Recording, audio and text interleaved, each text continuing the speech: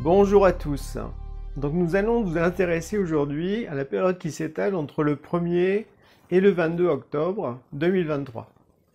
Donc en astrologie, le soleil se trouve dans le signe de la balance, tandis qu'en numérologie, le mois d'octobre vibre sur le nombre 8. Donc on va commencer par voir individuellement quelles sont les caractéristiques de ces deux aspects universels. Et puis après, ben, voilà, on va voir en les goupillant, eh bien, qu'est-ce que ça peut donner comme précision et puis comme climat ambiant. Donc commençons par le 8 en numérologie.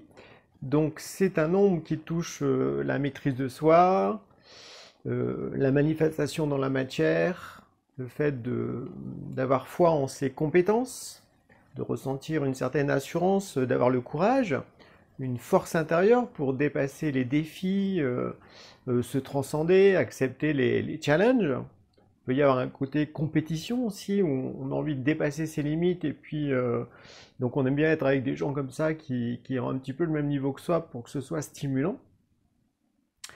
Ça touche la dimension de l'énergie, de la sexualité, de l'argent, bref, de tout ce qui est un petit peu aussi subtil. Ça peut aussi toucher l'invisible.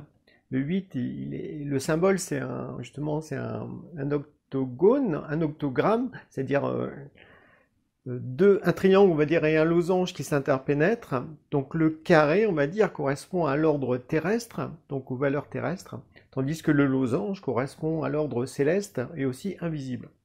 Donc le 8 montre vraiment ce lien entre la terre et le ciel, entre le spirituel et le matériel, entre le visible, le concret et l'invisible. Donc c'est important d'avoir à l'esprit que le 8 n'est pas essentiellement matérialiste, il est aussi comme entre deux mondes. Voilà, il peut capter ce qui se passe au-delà du voile des apparences. Avec le 8, il y a cette dimension aussi du karma qui est très présente, de justice, et donc une invitation à se sentir responsable de ses faits et gestes, de ses pensées, de ses paroles, de ses émotions, de ses actes. Parce que, eh bien, le principe du karma, c'est un petit peu comme le boomerang. On envoie quelque chose dans une direction et puis le boomerang, il revient dans une autre direction. Mais il revient. C'est-à-dire que par rapport à tout ce que l'on peut émettre de soi, conscient ou inconscient, eh bien, tôt ou tard, que ce soit dans cette vie ou dans la suivante, eh bien, on va récolter les fruits eh bien, de l'énergie qu'on a extériorisée de soi. Et donc, d'où l'importance de faire attention à ce que l'on pense, aux énergies que l'on émet, aussi aux actes que l'on fait, aux paroles que l'on peut dire à certaines personnes. Donc il y a cette dimension comme ça d'être plus conscient, plus lucide. Donc là, bien sûr, ça veut dire qu'on est dans une attitude adulte, dans une attitude responsable, et qu'on essaye de maîtriser en quelque sorte sa destinée, sa vie. Le 8 est aussi relié à cette dimension de l'héroïsme, c'est-à-dire qu'on va se transcender pour une cause qui nous dépasse. Donc là, on sort du cadre purement personnel, de l'ambition personnelle, de la réussite sociale, on va dire égoïste, pour, au fond, mettre ses forces, ses capacités, toutes ses compétences au service d'une grande cause, d'un grand idéal.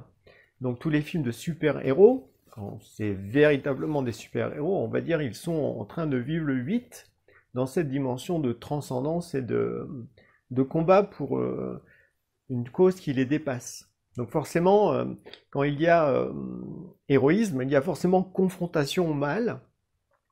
Avec le 8, il y a ce besoin comme ça d'être lucide par rapport au mal que l'on peut rencontrer, en sachant que le mal peut avoir deux visages. On va dire un visage qui correspond un petit peu à un faux bien, voilà, une sorte de bien qui essaie de mal qui essaie de se faire passer pour le bien, alors que ben voilà, ça dévie l'être humain au fond de la route qui est juste. Et puis il y a vraiment le mal objectif qui lui il est plus dur, il est plus costaud, mais il y a ces deux visages, ces deux facettes du mal qu'il faut avoir à l'esprit pour justement après découvrir le véritable bien qui est transcendant et qui demande justement de la conscience, qui demande l'amour de la vérité pour oser voir les choses en face, qui demande, oui, une lucidité d'esprit, une, une dignité intérieure, une force aussi pour oser se confronter eh bien, à ces parts qui se trouvent en soi, mais aussi dans le monde, pour oser voir les choses en face et pas justement fuir le mal. Donc le nombre 8, il a cette dimension de combativité qui le pousse au fond à accepter la confrontation de face à face pour justement résister au mal, le combattre pacifiquement avec le bien, avec les forces du cœur, mais tout en accomplissant certaines forces. Donc ça fait un peu penser aux Jedi dans Star Wars, où justement il y a ce besoin de maîtrise de soi pour pas sombrer dans le côté obscur, qui lui repose sur l'agressivité, la peur, l'attachement, la violence, bref, tout un tas de défauts qui fait que le Jedi, ben, ça peut le dévier de sa route. Donc lui, il doit rester calme, tranquille, paisible, conscient du mal qu'il a en face de lui, et en même temps rester détaché. La notion de détachement, c'est super important. Le 8 est relié à la mort. Donc c'est un détachement plus, on va dire, pour ensuite ressusciter ou passer à autre chose. C'est-à-dire que dans notre vie, quand on vit l'énergie du 8, ça veut dire qu'il y a une partie de notre vie qui meurt.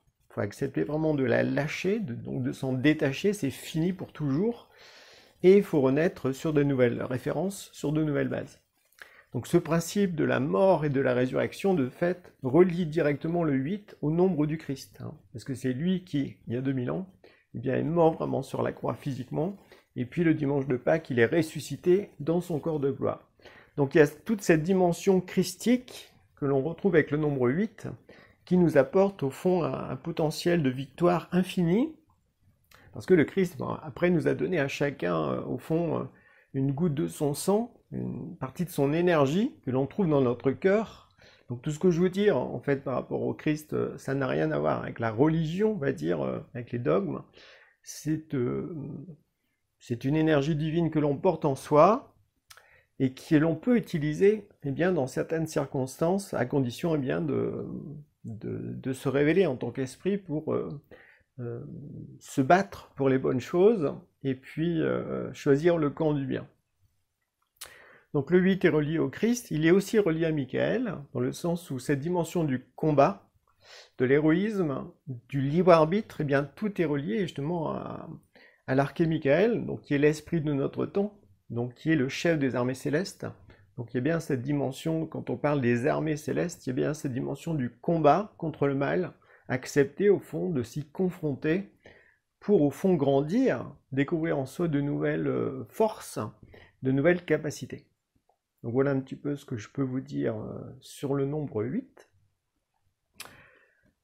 Maintenant, au niveau de la balance, eh bien voilà, c'est un signe qui, comme c'est une balance, ben, est également relié à la dimension de la justice, du karma, à la pesée des actes, à la pesée aussi des pensées, des paroles et des émotions. Bref, il y a ce besoin comme ça de voir les choses ici en face, de prendre sa balance et puis de mesurer l'impact de nos agissements dans le monde ou sur les autres. Avec la balance, il y a justement le fait d'être en équilibre. Voilà, entre justement un plateau qui pourrait nous amener dans une certaine direction ou un autre plateau, voilà, qui sont là encore les deux forces un petit peu du mal dont je vous ai parlé tout à l'heure. Et le plateau, on va dire, qui est le faux bien qui invite à s'illusionner, à rêver, à attendre un sauveur, bref, à se tourner vers le ciel, mais en perdant pied, en n'étant plus, on peut dire, connecté à la réalité terrestre. Et puis sur le plateau de la balance, c'est plutôt, il n'y a que la matière qui existe, il n'y a que l'argent, que le pouvoir, et en fait, on oublie la dimension spirituelle. Donc il faut arriver, parvenir comme ça, à être en centre, au niveau du fléau de la balance, en équilibre entre la terre et le ciel. La balance, c'est aussi un signe relationnel qui invite justement à être conscient de comment on vit ses relations. Donc ça peut entraîner une association avec certaines personnes, une union amoureuse, ou des oppositions, ou des conflits, ou une certaine diplomatie, bref, tout ce qui touche au relationnel, dans le sens d'avoir envie d'ennoblir cette sphère de notre vie, puis aussi dans le monde. Donc on oublie son attitude relationnelle, parce que justement la balance aspire à vivre des relations harmonieuses, des relations équilibrées, mais pour ça, eh bien, ça nécessite de se comporter là encore en adulte, et non pas de faire semblant ou de ne pas jouer un rôle. Voilà. C'est un peu les travers de la balance, c'est d'être superficiel, de séduire, voilà, d'endosser un masque sympathique pour les autres, ou à l'inverse, eh bien, d'être manipulateur, froid, de créer des tensions, voilà, pour justement qu'il y ait du déséquilibre et du chaos qui s'installe dans la vie de tous les jours. Il y a ça. La balance est aussi reliée à la dimension artistique. Il y a cette quête de beauté qui est là, d'harmonie à tout niveau. L'harmonie dans notre vie, l'harmonie relationnelle, même l'harmonie au niveau des vêtements que l'on peut porter. Il y a une quête au fond, de beauté qui ne doit pas être qu'extérieure, mais qui doit aussi inclure une dimension morale, une dimension éthique. Voilà un petit peu ce que je peux dire sur la balance, on va dire. Donc, quand on associe les caractéristiques du nombre 8 et puis les aspects de la balance, on voit vraiment qu'il y a cette dimension du karma qui est très présente, avec derrière ça, il y a le sens de la justice et la quête d'une certaine maîtrise de soi, d'une certaine maîtrise de sa destinée. Donc c'est pas forcément évident parce que je trouve que ce mois d'octobre, ben, comme il vibre sur le nombre 8, ben, ça peut nous donner pas mal de tensions. Au niveau international, ça pourrait générer des guerres ou des conflits de plus grande amplitude. Mais si la balance joue correctement son rôle, ben, ça apporte plus au contraire de la diplomatie, c'est-à-dire qu'on va atténuer les tensions, on va atténuer les confrontations, etc., pour oser voir les choses en face. Parce que balance plus nombre 8, ça veut dire que ce mois d'octobre, il est très porté sur la dimension karmique. Donc le karma, c'est la loi de cause à effet. C'est-à-dire qu'on récolte ce que l'on a semé dans le passé. Donc le passé, ça peut être hier, ça peut être il y a une semaine, ça peut être il y a un an, ça peut être il y a 10 ans, ça peut être dans une autre vie. Et donc c'est valable individuellement, mais c'est valable aussi au niveau national, puis au niveau des pays. Voilà, donc avec ce qui se passe notamment en Ukraine, eh bien, et puis les sanctions, enfin il y a un tas de choses là-dedans qui ont créé pas mal de tensions et puis de réajustements dans le monde entier. Eh bien, ce mois d'octobre pourrait voir apparaître comme des retours karmiques de certaines énergies qui ont été émises au niveau des gouvernements, des États, mais aussi individuellement. Donc ça peut toucher tous les niveaux de la vie, hein. Ça peut aussi être médical, hein. Ça peut être technologique, ça peut être militaire, ça peut être aussi financier, parce que le 8, ça touche les finances, ça touche l'argent, ça touche l'économie. Donc je ne sais pas ce qui va se passer durant cette période d'octobre, parce qu'ensuite, après le signe de la balance, il y a le signe du scorpion. Donc scorpion associé au mois 8, ça va aussi piquer, on va dire. Donc ça peut aussi entraîner des grands bouleversements. Donc d'où l'importance d'acquérir une certaine maîtrise de soi, d'être à la fois bien relié à la terre, hein, le contact avec la nature c'est super important, que ce soit la balance ou le nombre 8, il faut être en équilibre entre la terre et le ciel, entre le spirituel et le matériel. Donc la connexion à la terre, c'est aller en nature, en forêt, en montagne, sur le bord de mer, quitte à marcher pieds nus sur le sable, sur la terre.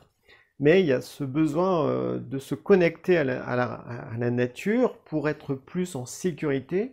Et puis après, en méditation, se relier au ciel, se relier à sa destinée, à son ange gardien pour justement non pas dire sauvez-moi, mais plutôt au contraire de ressentir que cette connexion, on la nourrit par nos pensées, par nos réflexions, par nos questionnements, par nos ressentis, par le fait d'utiliser véritablement notre libre arbitre pour prendre nous-mêmes nos propres décisions, puis analyser aussi les choix, les décisions que l'on a pu prendre, et puis ressentir les conséquences que ça peut avoir sur notre vie, sur notre destinée, voire sur les proches, ou carrément dans le pays ou dans le monde. En fait, cette dimension karmique, c'est comme si elle nous invitait à élargir, à nous sortir de notre petite vie, en fait, où on se regarde que le nombril, et à se dire au fond, mes pensées, mes paroles, mes actes, mes émotions, eh bien, ils ont aussi un impact sur le collectif, sur quelque chose de plus grand. Donc, il y a ce besoin aussi de se sentir aussi responsable, dans une certaine mesure, de ce qui se passe à l'extérieur dans le monde. Si on se retrouve dans une certaine situation, c'est que forcément, peut-être qu'on n'a pas osé prendre position, on n'a pas osé s'affirmer, on a laissé faire en attendant un sauveur, en attendant un miracle, qui ne viendra pas, bien sûr, parce que le 8 demande de saisir sa propre force et d'oser se positionner clairement. Voilà, donc ça veut dire aussi oser voir le mal en soi, voir son égoïsme, son immoralité, ses faiblesses, ses défauts. Donc ça demande d'être adulte, mais en même temps, en contrepartie, ça permet de mieux saisir aussi son bien, quelles sont mes qualités, les vertus, mes idéaux, les connaissances que j'ai intégrées, mon savoir-faire, bref, les bonnes actions que j'ai réalisées.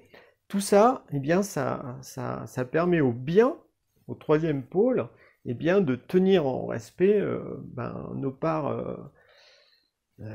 noires, nos parts sombres en nous, notre ego là qui a comme deux facettes aussi.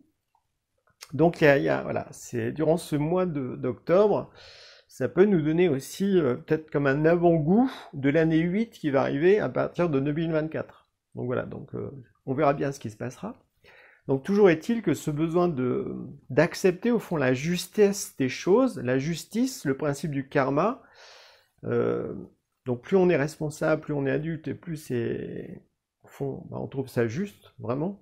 Alors que si on est victime, si on attend un sauveur, si on dit que c'est toujours la faute des autres, ou des gouvernements, ou de la vie, on ne peut que subir, et bien sûr on va se plaindre, on va ne pas assumer le fruit de ses paroles, de ses pensées, et de ses actes, et de ses émotions, bref.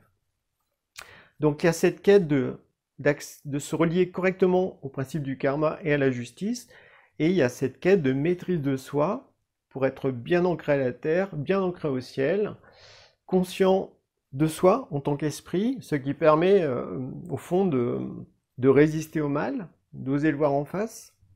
Et puis dans l'idéal, il faudrait se relier aussi au Christ en soi, dans son cœur, parce que ça nous apporte une force supplémentaire pour justement tenir en respect toutes les forces hostiles au genre humain qui veulent lui faire la peau, on va dire d'une certaine façon. Donc l'humour c'est aussi important pour pas dramatiser tout, mais voilà, les héros ils ont toujours de l'humour en fait, parce que face au mal il faut rigoler un bon coup aussi, parce que sinon si on prend tout au premier degré, si on noircit tout, forcément le mal va gagner, alors que non, le bien remporte aussi des victoires, il est plus fort normalement que le mal, mais encore faut-il s'y relier.